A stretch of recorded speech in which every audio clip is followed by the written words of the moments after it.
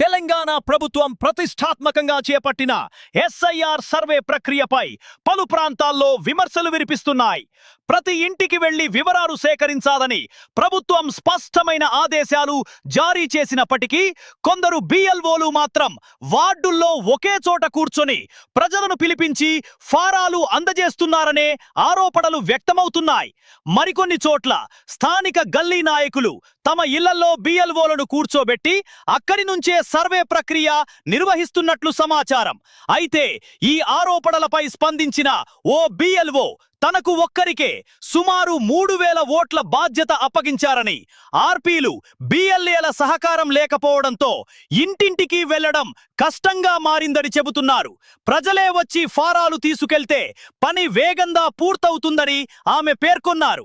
ప్రభుత్వ లక్ష్యాలకు అనుగుణంగా ఎస్ఐఆర్ సర్వే జరుగుతోందా లేదా అనే అంశంపై ప్రజల్లో చర్చ జరుగుతోంది. ఇద్దరు బిఎల్ఏలు ఇస్తారు, మొన్న ఇచ్చిండ్రా. ఇప్పుడు మాకు వార్డ్ ఆర్పీ ఇవ్వాలా, ఇచ్చిండ్రా. వార్డ్ ఆర్పీ లేదు.